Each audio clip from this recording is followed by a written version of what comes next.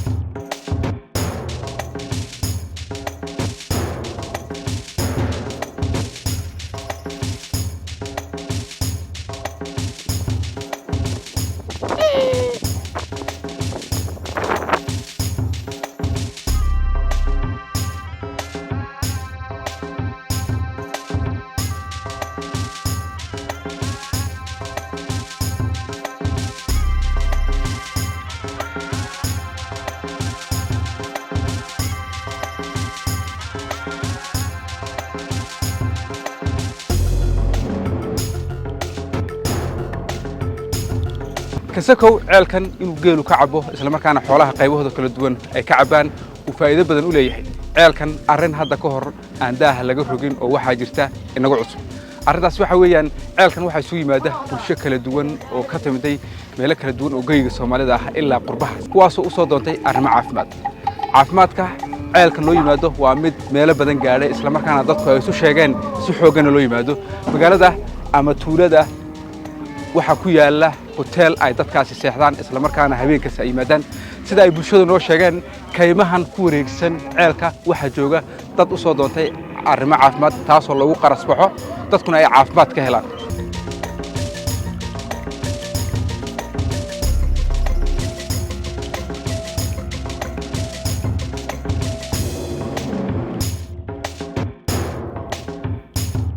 haddaba waxaan isku dayeynaa inaan la kulanno qaar ka mid ah dadkaasi caafimaadka u soo doontay ceelkan Malayko kuwaasoo ku sugan tuulada Malayko ee nala socda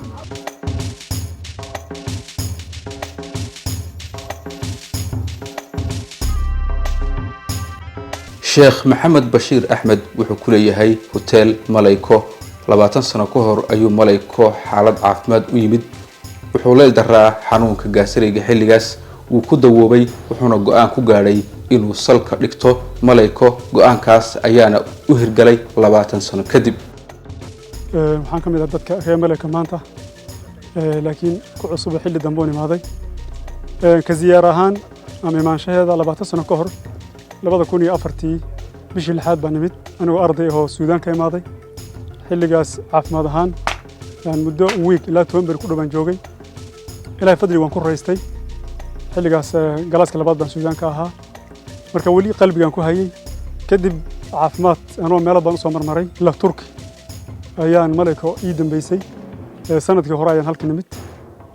Malaykana taariikhan wax badan baan ka hayay biyaheeda hadda waxaan deganahay 7 bilood meelaas sababtu waxa ay wixii aan kala kulmay xilliga ayada ahaa oo isleeyahay caafimaad baan Ilaahay ka siiyay kadib aan meel badan maray wixii Malayko aan ka helay ama caafimaadka marka aan dareemay أنا ملك الكهرين إسلا لبعض سنة كده مركان صون نقدينا إسلا سيدي يوانا عند رامي وحي صوبتين إنان عندها أن كوفكرو أنا وان ماشي وحكد الصو دجان هان ويم هذا كدجان أصلا خير دنا بنا واحد دنا بنا ويا حنون كحلي يفايين نحن قاستريجا هاي ألسر السودان بنتجي إندسكوبيا اللي جليه إن بدن أرض بانها أرض اللي جوكتوا ويبغى أوجيهين كدب ترك بنتجي سعودي عربي أنتجي أنا عمل حجنا أتجي عافماد أتجي أنت صار ولي عافمادك مجارين صابتنا حياة كولون كحليلا ما كولون كإيو جاستريجا وبدنا ألسر إلا جاري لخاطرتنا يجينا أوبريشن وحده اللي جاي اللي مهيو كدب بان ملك البيت أيها وحيلها الصواب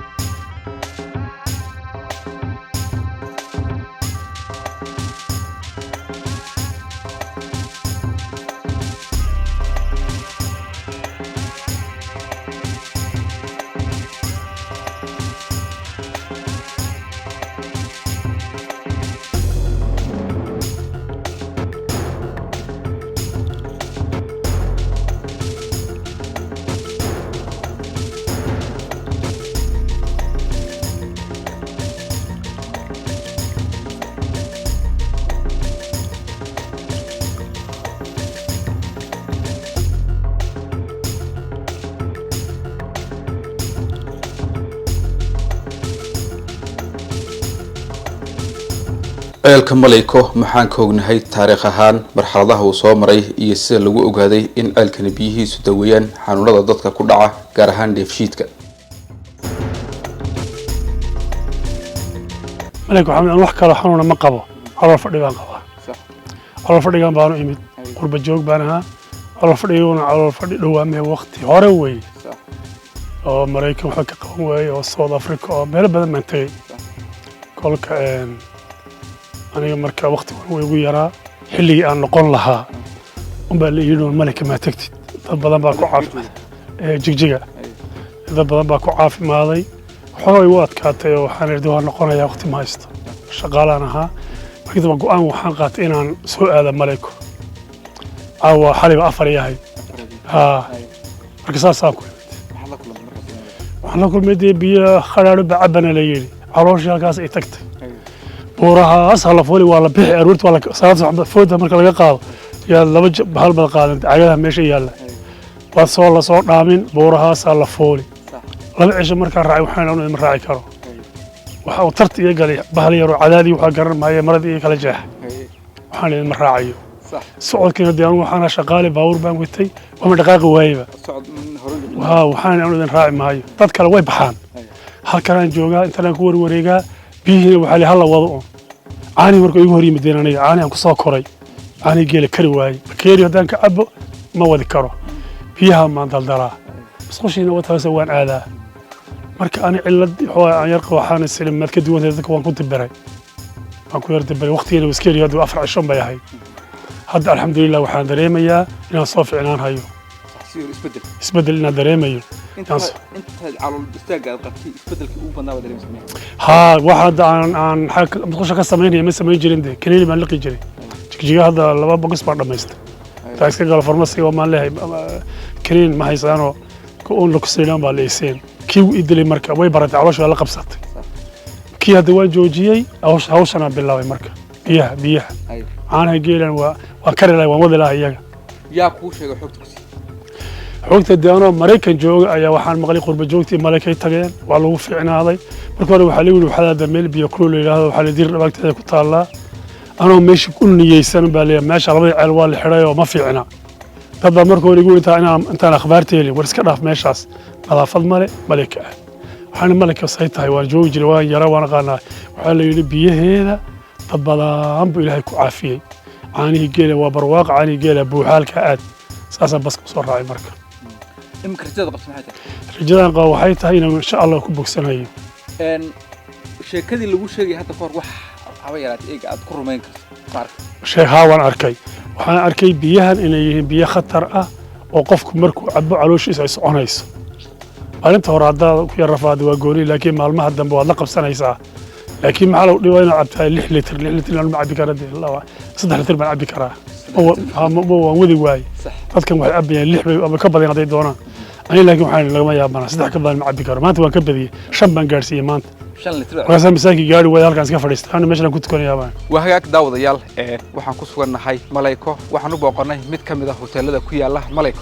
Malayko waxay kulmisay qurba joog ka timid Mareykanka Soomaaliland Hargeysa iyo sidoo kale deegaanka Soomaalida waxaan goobtan yimideen arrimo caafimaad oo la xiriira biyaha Malayko oo lagu sheegay inay dadku si fiican uga caafimaadaan Yusuf Abdi Cilmi baa la yiraahdaa Yusuf waxa ka timid anigu waxaan ka yimid Hargeysa ka yimid Soomaaliland waxaan ka cabanayay allergy iyo waxyaabo calool istaag iyo gas iyo waxyaabo caynkaas Malayka niman aanu asxaabnahay oo reer jigjiga ayaa iga waramay marka ay yiri meel ceel caynkaas oo geelu ka cabo oo biyaha dhanaan laba jira marka sidii baan ku soo ambabaxay waan halkan aan soo maray garbaanimi halkan aan markaa bajaaj ku yimid marka halkan aan imi biyihii baan bilaabay aad baan u caafimaaday biyaha dhanaha iyo biyaanaha geelun baan cabaa maxaa isaga bedelay aad iyo aad baan isu bedelay imsa maalmood joogtay imka bil iyo 10 habeen baan joogay bil iyo 10 marka caafimaadkaygu aad u fiican yahay allergy iyo wixii in yar un baan dareemayaa laakiin waan aad baan u fiicanahay marka caafimaad baad sii dareemay aad iyo aad caafimaadka waliba dadka odayada ah magaalada dadka deegaanka waxay yiraahdaan waa inaad muddada dheer aad sii joogto ama 2 bilood ama 3 bilood ayaa fiican marka aad baan u fiicanahay magacayga maxamed axmed cabdi baa la yiraahdaa waxaan ka yimid magaalada Jigjiga caasimada dowladda deegaanka Soomaalida halkan waxaan imid arrimo caafimaad marka waxa weeyaan aad baan u fiicanahay hadda waxa weeyaan meesha waxa yaala waxa weeyaan biyo mucjisaa qofka waxa weeyaan calooshiisa markaa way shubayaan kabacdi waxa weeyaan xanuunkii aad dareemaysay isla markaa hoos ka dhacaya marka alxamdulillaah rabbil caalamiin dad fiican oo meesha degan arday aan ugu nimid oo aad noo soo dhaweeyay waqtigii hore ma lahaan jirin maxaa la hotel iyo midna laakiin alxamdulillaah rabbil caalamiin hadda waxa weeyaan waxaan joognaa magaaladeedu way dhakhtarkan iyaga aad isku daweynaysaan ma lacag la'aan ma mid lacag la qaado ma waa lacag la'aan bilash bilash alxamdulillaah wallahi dhuya arday dhakhtar la heli kala ma maxaa kaloo caqabad meesha kala kulantay wallahi waxa caqabada hadda nagu daran waxa weeyaan waa anteen laan isgaarsiin ma hayno waxa weeyaan waa inaad buraha garbu dhawaata marka taas hadda nagu dhib badan meesha malayka waxaan ku arkay wallahi dawa aad badan marka dadka waxaan u sheegayaa inay waxa weeyaan dadka dhakhtarada ku daalay in meeshan caafimaad xoog leh u yaalo ya oo koowa caanaha iyo waxa la biyaha sababtoo aniga waxaan subax markaan kacay culis baan dareemi jiray dhakhtar walba waan tagay wax way qaban waayeen xanuunkaagu wuxuu ahaa caloosha gaastrig ma qabin laakiin bahal dacar la yidhaaho aad cilad badan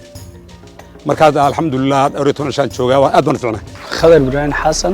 xageed ka timid khadar waxaan ka imaaday dalka maraykanka khaasatan gobolka minnesota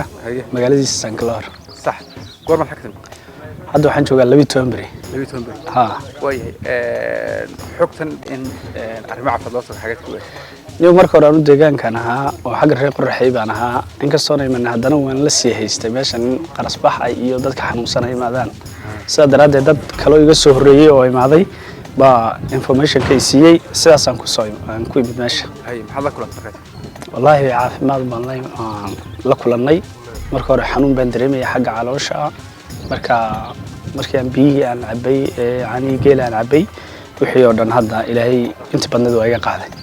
marka hadda caafimaad baan inta badan dareemaya waxay ku hadhay waa wax yar baan isleeyahay intee leegna joogta ku qorshaysan ilaa adu bil ilaa 20 beri qurba joog baa tahay malayko waa tuulo hoos timaada garbo arrintan aad timid ee adiga ku keentana way ka jirtaa qurba joogta deegaanka ee xaggaa joogtay maadaama meeshan maalgelin u baahan tahay